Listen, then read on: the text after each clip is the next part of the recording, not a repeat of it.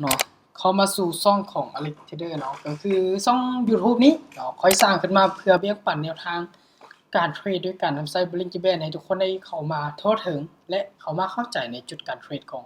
การใช้อินดิเคเตอร์นี้เนาะซึ่งในวันนี้เนาะเขาจะมาให้ทุกคนได้เบิ่งถึงจุดเข้าเทรดและอธิบายแบบละเอียดในการใช้ของมันอีกเทื่อนึงเนาะ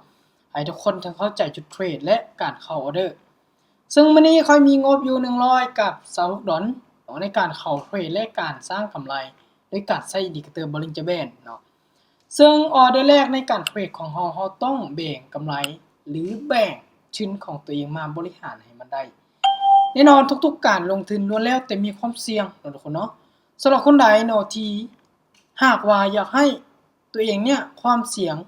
มันต่ำลงทุกคนต้องเรียนรู้ถึงวิธีการ Money Management และถึงบทเรียนจุดเทรดของตัวเองให้มันดีขึ้นเนาะให้มันดีขึ้นก่อนเก่าแล้วทุกคนถึงจะเข้าใจถึงแม้ว่าเฮาเทรดแล้วเฮาบ่สามารถทำกำไรในออเดอร์แรกได้เฮาบริหารเงินให้มันได้อยู่4ออเดอร์ทุกคนจะเห็นถึง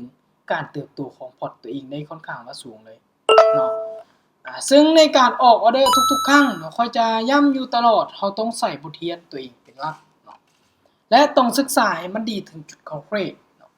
ให้มาเบิ่งโซนนี้นำกันโซนที่ค่อยเข้าเมื่อกี้เป็นจุดที่เป็นฐานแนวรับและช่องว่างที่มันจะลงมาในส่วนนี้ยังหลายค่อยเลยตัดสินใจออกฝั่งขาย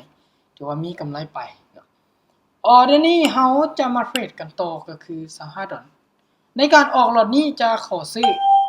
เป็นเพราะหยังค่อยจึงเลือกซื้อในการจุดนี้เนาะเพราะว่าในการที่เฮาสังเกตเบิ่งอินดิเคเตอร์ของ Bollinger Band เนาะในจุดนี้แล้วมันได้ลงมาต่ำโซนที่เป็นฐานแนวรับของมันก็คือในโซนนี้เดี๋ยวจะให้ทุกคนได้เบิ่งถึงจุดที่เทรดเนาะตัวนี้จะเป็นฐานของมันหากเมื่อใดที่มันลงมาต่ำกับจุดที่เป็นแนวรับแล้วมีการรีเจ็คไซด์ขึ้นไปโอกาสทำกำไรก็คือเราจะซื้อขึ้นตัวนี้จะเป็นถึงบทเรียนในการใส่ Bollinger Band เนาะให้ทุกคนได้เข้าใจไปนำกันสำหรับคนใดเนาะที่เบิ่งคลิปวิดีโอนี้แล้วให้ทุกคนนี้ศึกษาถึงจุดเข้าเทรดอีกเพิ่มเติมเพราะหยังเพราะในการที่ทุกคนจะใช้เป็นใช้ได้ทุกคนต้องเข้าใจถึงเนื้อหาของ3เส้นนี้สีฟ้าสีส้มแล้วก็สีฟ้าตัวนี้จะแทนให้กับเนื้อหาหลายๆอย่างก็คือแนวรับแนวต้านแล้วก็ค่าเฉลี่ยเนาะซึ่งในการที่ทุกคนจะเข้าใจเดี๋ยวค่อยจะยกประเด็นอีกประเด็นนึงให้ทุกคนเข้าใจอีกเบิ่งแบบง่ายๆเลยในการที่ทุกคนจะหากำไรได้คือต้องเบิ่งโซนนี้ตัวอย่า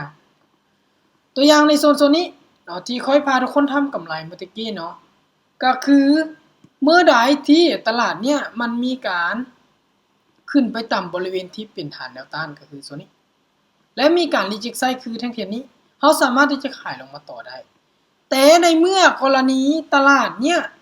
มันได้ลงมาต่ำกับจุดที่เป็นฐานของค่าเฉลี่ยก็คือเส้นสีส้มแล้วมีการรีเจ็คไซด์ขึ้นในแท่งนี้เขาสามารถที่จะซื้อขึ้นไปต่อได้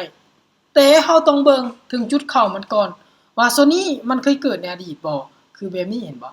จุดนี้มันบ่สามารถทะลุมันสามารถขึ้นไปต่อได้ตัวนี้จะเป็นถึงในเรื่องของการเข้าเทรดในจุดที่เป็นแนวต้านและค่าเฉลี่ยของการเทรดเนาะอยากให้ทุกคนเข้าใจถึงจุดเข้านี้และตัวสุดท้ายต่อมาก็คือจุดที่เป็นแนวรับในการใช้ Bollinger Band เนาะก็คือในโซนนี้เมื่อใดที่ตลาดมันลงมาจุดกับเส้นที่เป็นสีฟ้าดันลุ่ม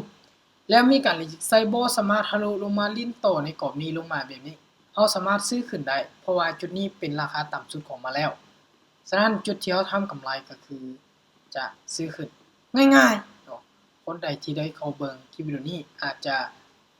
ทำกำไรในการเทรดตัวเองได้ดี3ออเดอร์ติดในการเข้าเทรดจุดเทรดการใช้ Bollinger Band คือเราต้องศึกษาให้มันเข้าใจซึ่งคนใดอยากศึกษาแม่นเขาจะแปะเนาะ2ทางของการติดต่อก็คือไว้ในคลิปวิดีโอนี้ให้ทุกคนได้เข้ามาศึกษาและ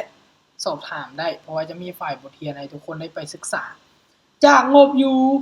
$126ณปัจจุบันนี้$188เกือบเข้า$200ถือว่าเติบโตขึ้นหลายในการศึกษาใน YouTube นี้เนาะคนใดที่ได้เข้ามาศึกษาเบิ่งจนจบแล้วขอให้ทุกคนนี้ไปฝากกดติดตามกดไลค์และแชร์เพื่อเป็นกำลังใจในการเฮ็ดคลิปวิดีโอต่อไปเนาะและ